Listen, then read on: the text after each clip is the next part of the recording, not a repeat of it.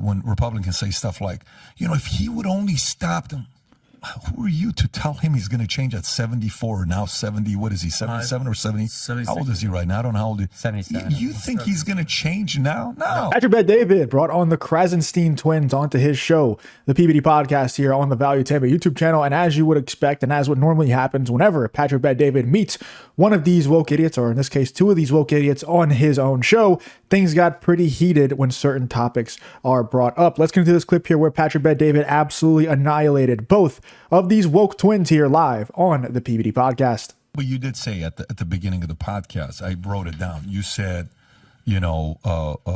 approach versus policies. You liked some of his policies. Right. Some of his policies. It's his approach you don't like. It's because of his approach that you're not going to vote for him. That's a big part of it. There are I prefer the liberal policies over the. Which kind of divisiveness do you like less? Public or private divisiveness? Define each. I tell you to your face, I don't like you. Versus I tell you to your face, I like you so much, but I go behind your back and tell everybody how much of a whatever you are. Which one do you respect more? I respect the public. I do as well. Right. That's what half the American people respect. Half the American people kind of respect the fact that he's not telling you something publicly, and if he doesn't like somebody, he's going to tell you. We as Americans, for whatever reason, as an immigrant myself who came here from another place, we're super skeptical. Super skeptical. And for me, I think Jay-Z said best in one of his songs, he says, don't tell me what somebody said about me. Tell me why that person was so comfortable to tell you what they said about me. Right? Okay. I respect the guy. They used to say 10, 15 years ago, they said, no one from New York. America's not ready for a president from New York. And this wasn't even with Trump. This was pre-Trump. Somebody from New York was running. I don't know if it was Christie that ran before Trump. There was somebody from New York running and saying, America's not ready for a New York president because the way people are in New York is just too much. You're from Jersey, so you kind of know the style of New York. I mean, Giuliani, I guess. You know what? It could have been Giuliani. It could have been Giuliani, yeah. And then, but today, I think Americans with social media are kind of like, you know what, man, I must much rather prefer a straight up guy that's going to tell me how he feels than the fake stuff. Because what social media did is, just 20 years ago, 30 years ago, a lot of this stuff would have gotten away, and people like us, we couldn't have created content to just talk to regular people about our concerns. We just had to listen to those 5, 6 different channels, right? Mm-hmm. Social media actually got some of the American people to say, I prefer a guy that's going to be straight up with me than the guy that's being deceiving me or divisive. So, yeah, I mean, I can understand your point about being divisive, but man, we got to... Yeah, no, I agree. I will say I respect him speaking his mind, right? Like that's fine. I think that just some of the wording he uses and the things he says can divide us, and he could say it in a different way. I don't know if I disagree. I don't know if I'm going to sit here and say, oh, you're wrong on all this stuff. I totally get it. That's his wiring. You know how when Republicans say stuff like, if he would only stop them, who are you to tell him he's going to change at 74 or now 70? What is he, 77 or 70? 76. How old is he right now? I don't know how old he is. 77. You think he's going to change now? No. He ain't And he also shouldn't change. It'd be really stupid of him to change, because the only reason why he has such a loyal following and why he's winning these elections is because of how authentic he is. It's because of who he is as a person. That's what people look for nowadays. That's genuinely just what people look for nowadays. Way more than policy. That's just the reality of it. And everybody else is just incapable of being authentic. Like, who is even close to being as authentic as Donald Trump is? Name one person. I think the closest person would be Vivek Ramaswamy, and he's still very robotic. He's still very Obama-like. But you look at someone like, I don't know, Ron DeSantis.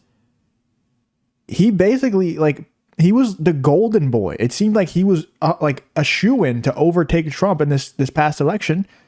And once people started to see him on that stage, everybody kind of fell out of love with him. They were just like, oh, wait, this guy's kind of weird. Every single interaction that he would have with a supporter, it was super awkward. And then you saw him wearing those platform shoes to make himself look taller. It was just weird. Every encounter was super awkward.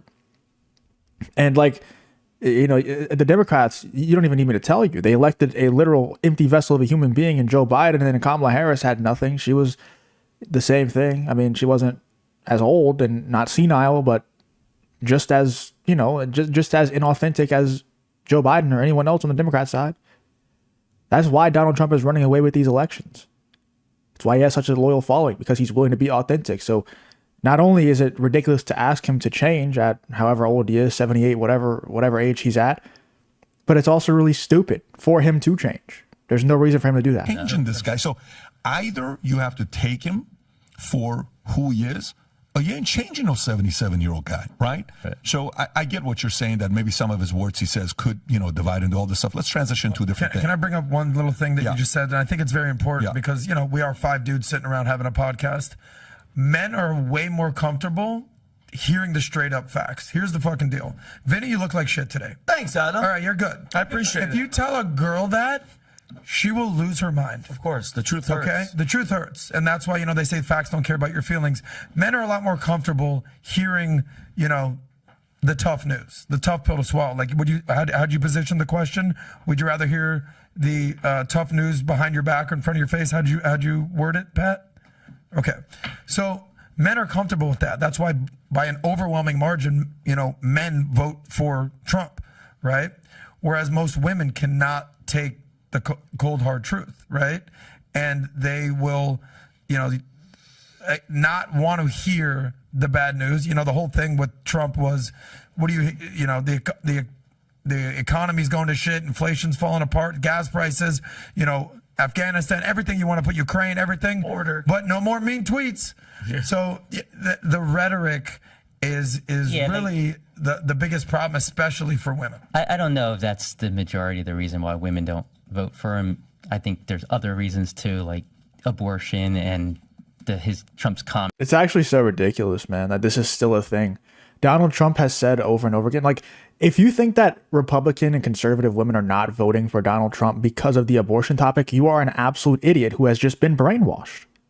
You are an idiot, because Donald Trump is one of the most liberal Republicans out there when it comes to abortion, which I think he should be stronger on. But it is what it is. He has his stance on it. And he said 1,000,000 times, if a national abortion ban came to my desk, I would not sign it. He doesn't want a national abortion ban. These people just spread nonsense because their overlords told them to. Like, it's a literal, it's false. It's just straight up false what this guy's saying right here. About everything else. So what about the border and inflation? And we're a completely different country that we were. So the border. Nuts. The border. I think a lot of Trump. Again, it goes back to Trump's volatility and Trump's policies of kind of, we had the separation of children from parents. We had Trump basically threatening them with words. I think that scared immigrants away. I think, and now we have good influx of don't people. come. Yeah, so we have come legally. Good. Well, so what I'm saying is, we don't have room for you. I think he scared them by go to your some of his sanctuary policies. cities. The Remain in Mexico policy. I think that kept people down there. Women were raped because of it, but it scared them. They're like, we're not going to attempt to bring our kids here. We might get separated from them. We might get smuggled by other individuals in Mexico. Good. Don't come to the country illegally. I'm with Adam in the sense that my family came here legally. Pat's family came here legally. I understand we are a nation of open arms and everything, but there's a right way and there's a wrong way. Just literally saying, just come, everybody, come on in. We don't. Yeah, we don't care. It's not like that right now.